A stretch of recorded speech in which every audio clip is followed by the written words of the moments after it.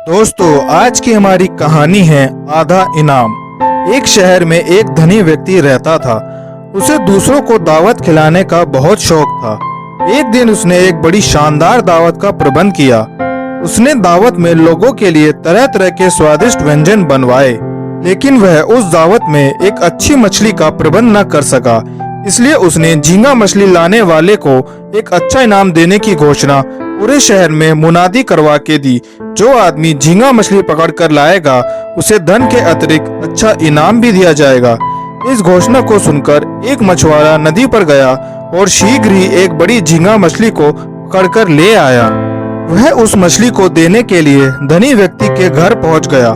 द्वार पर पहरा दे रहे दरबान ने उसे अंदर आने से रोक दिया।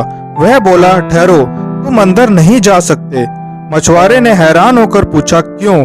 तो द्वारपाल ने जवाब दिया, मेरी एक शर्त है, तुम्हें जो भी अंदर इनाम मिलेगा उसका आधा हिस्सा तुम्हें मुझे देना पड़ेगा, तभी मैं तुम्हें अंदर जाने दूंगा। मछुआरे ने बोला, मुझे स्वीकार है। इतना कहकर मछुआरा मछली को लेकर धनी व्यक्ति के घर के अंदर चला गया।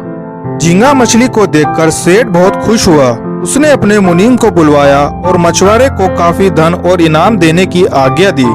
मछुआरे ने इनाम में धन लेने से मना कर दिया और कहा, सेठ जी, मुझे इनाम में धन नहीं चाहिए, 100 कोड़े चाहिए जो मेरी पीठ पर लगवाए जाएं। मछुआरे की यह बात सुनकर सेठ को बहुत आश्चर्य हुआ और सोचने लगा, यह मछुआरा अवश्य ही पागल मालूम पड़ता है जो इनाम में धन न लेकर 100 कोड़े मांग रहा है। कुछ देर सोचने के बाद सेठ जी ने अपने एक नौकर को मछुआरे की पीठ पर 100 कोड़े मारने का हुक्म दे दिया। नौकर ने मछुआरे की पीठ पर कोड़े मारना शुरू कर दिया। अभी मछुआरे की पीठ पर 50 कोड़े ही पड़े थे कि उसने नौकर को कोड़े मारने से रोक दिया।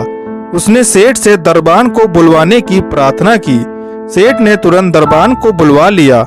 उसको देखकर मछुआरा हंसा और बोला, सेठ जी, 50 कोड़े दरबान की पीठ पर लगाए जाएं। सेठ ने पूछा, क्यों? इसने मुझसे आधा इनाम लेने की शर्त रखकर ही मुझे आपके घर के अंदर आने दिया था। मछुआरे की यह बात सुनकर सेठ बड़े असमंजस में पड़ गए। उसने मछुआरे से पूरी बात बताने के लिए कहा। मछुआरे ने शुरू से अंत तक पूरा किस्सा सुना दिया। मछुआरे की बात सुनकर सेठ को दरबान पर बहुत क्रोध आया।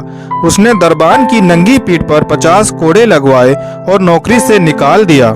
सेठ मछुआरे की ईमानदारी और सच्चाई से बहुत खुश हुआ और उसे पहले से दोगुना धन तथा सम्मान देकर विदा किया। मछुआरा अपनी ईमानदारी और सच्चाई का सही इनाम पाकर धनी हो गया और मजे से श्रेष्ठ जीवन बिताने लगा। दोस्तों, इस कहानी से हमें यही सीख मिलती है कि ज्यादा लालच करने से कभी कभी हमें औंधे मुखी खानी पड़ती है। इसलिए हमेशा ईमानदारी से काम करना चाहिए। दोस्तों, अगर आपको हमारी ये वीडियो पसंद आई तो वीडियो को लाइक करें और चैनल को सब्सक्राइब करें।